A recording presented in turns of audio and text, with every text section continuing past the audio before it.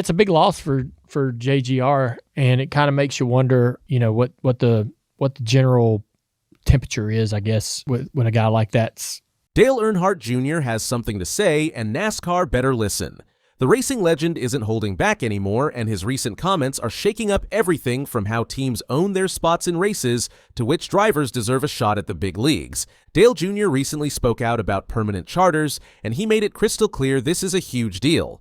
Right now, teams can buy and sell their racing spots, kind of like owning a ticket to compete every week. But NASCAR wants to make these spots permanent, meaning teams would own them forever. Dale Jr. thinks this will completely transform the sport, and not necessarily in a good way. When teams own these spots forever, it makes them super valuable, like owning property that keeps going up in price. Sounds great for current owners, right? But here's the problem. New teams trying to get into NASCAR would have an almost impossible time breaking in. The price would be so high that only the richest people could afford it. Think about it this way. If you wanted to start a lemonade stand, but first you had to buy $1 million license just to set up your table, would you be able to do it? Probably not. That's what Dale Jr. is worried about. Smaller racing teams and fresh faces with new ideas might never get their chance because the door would be locked tight. Dale Jr. said this change will alter NASCAR forever, and he's right to be concerned. The sport has always been about competition, about anyone with enough skill and determination making it to the top.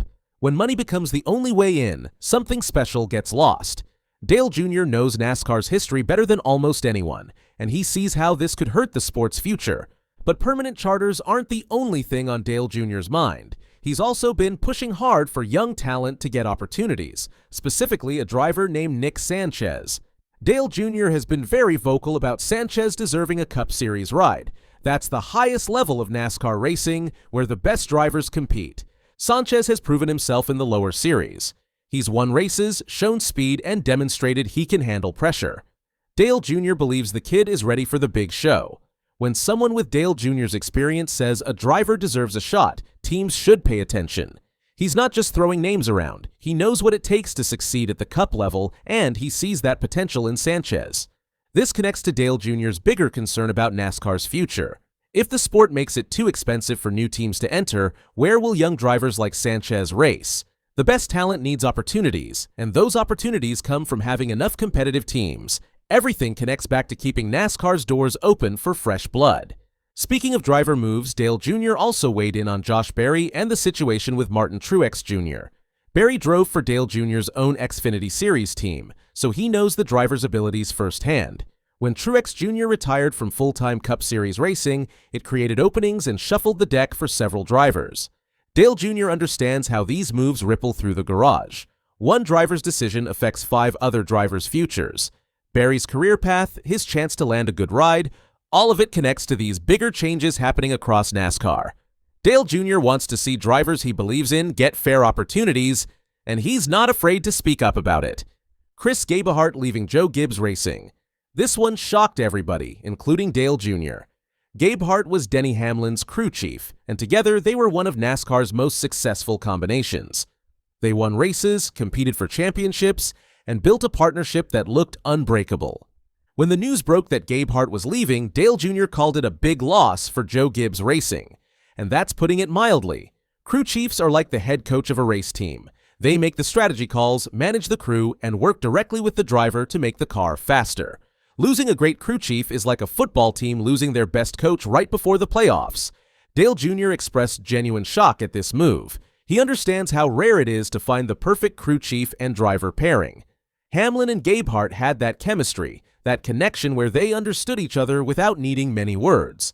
Building that relationship takes years, and now Hamlin has to start over with someone new. For Joe Gibbs Racing, this departure comes at a critical time.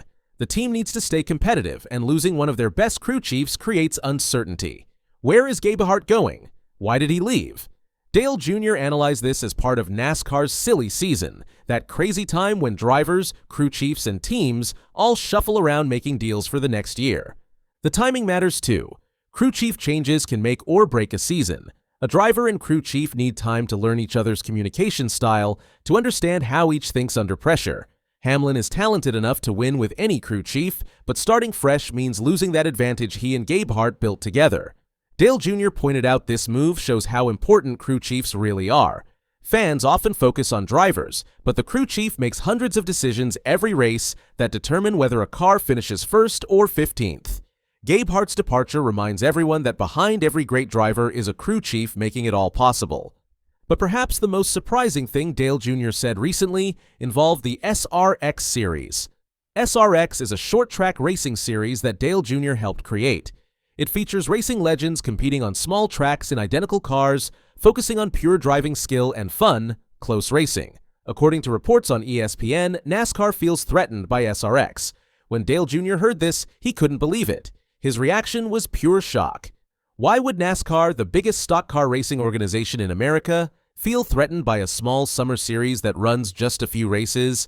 Dale Jr. made it clear he never intended SRX to compete with NASCAR.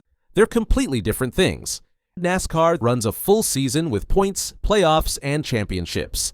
SRX is like an all-star exhibition series, giving fans extra racing during the summer and giving retired drivers a chance to compete again. The fact that NASCAR apparently sees SRX as competition puzzled Dale Jr. He argued there's room for both. Racing fans love racing. They don't have to choose between NASCAR and SRX any more than football fans choose between the NFL and college football. Different formats appeal to different interests, and more racing generally means more fans engaged with the sport. Dale Jr. defended SRX by pointing out it actually helps NASCAR.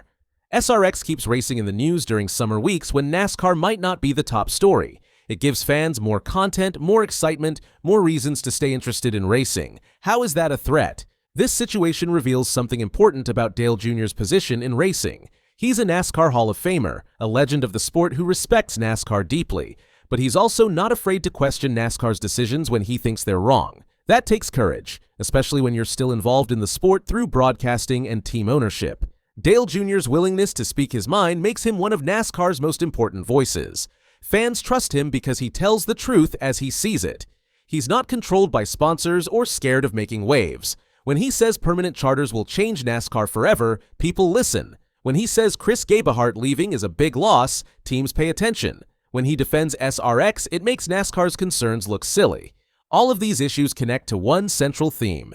Dale Jr. cares about NASCAR's future. He wants the sport to stay competitive, to give new talent opportunities, to remain exciting for fans. Permanent charters that lock out new teams? That hurts competition. Losing great crew chiefs? That weakens the sport. Treating small racing series as threats? That shows insecurity instead of confidence. Dale Jr. sees NASCAR at a crossroads. The decisions made now about charters, about how teams operate, about openness to new ideas, all of it will shape what NASCAR looks like in 10 or 20 years. He's using his voice to push NASCAR towards staying true to what made it great: competition, opportunity, and the best racing in the world. The charter situation especially worries him because once those become permanent, there's no going back. If NASCAR makes that change and it turns out badly, they can't undo it. New teams will be locked out forever. The garage will become a closed club of wealthy owners passing down their spots like family heirlooms.